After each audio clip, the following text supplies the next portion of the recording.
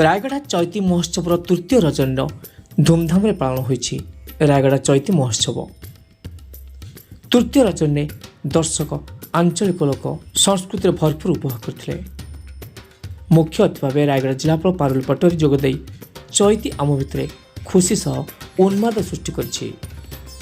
चैती जाति वर्ण निर्विशेष समस्त गणपर्व पलटि समस्ते मिलित भाव जिला को उन्नत शिखर पहुंचाई निजर अभिभाषण रखिते। महिला माने चैती पर्व में सामिल हो तार गौरव बढ़ाई। महिला माने समस्त क्षेत्र में निजक प्रतिष्ठा करी समाज आगधाड़ी रहा महिला को उत्साहित करते एवं मुख्य वक्ता भाव रायगड़ा एसपी एस स्वाति कुमार मंच में सम्मानित भाव रायगड़ा अतिरिक्त जिलापाल भास्कर चंद्र रायत, उपजिलापाल रायगड़ा कल्याण सौमित्र देवी, उपजिलापाल गुणपुर किरणदीप गौर, टीएफओ सचिन आना साहेब ओएल, मुख्य उन्नयन अधिकारी अक्षय कुमार खेमुंडू, उत्कल आलुमिना प्रोजेक्ट मुख्य रवि नारायण मिश्र, आदित्य बिल्लार सभापति मजहर बेग, जेके कागज कल उपसभापति विनय द्विवेदी, मैत्री इन्फार सत्यनारायण प्रमुख उपस्थित रही निजर वक्तव्य प्रदान करते। रायगड़ारू सुब्रत चौधरी रिपोर्ट ओटीएन टीवी। प्रतिष्ठारू एही लोक महोत्सव चैती खूब आडंबर सहकारे आयोजित होउछि। एहा आम पाई निश्चित अत्यंत खुशी और गर्वर विषय।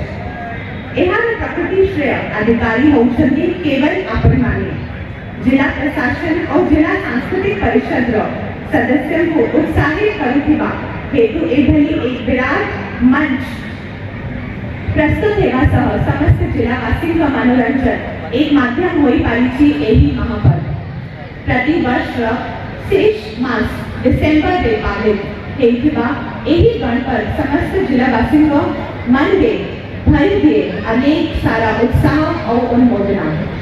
छोटे पिला ठारू आरंभ करी युवक युवती एवं वृद्ध वृद्धा एही डिसेंबर मास शीतवा संध्या 5 दिन धरी समस्त कार्यक्रम गुड़ी को मन भरी उपभोग करी।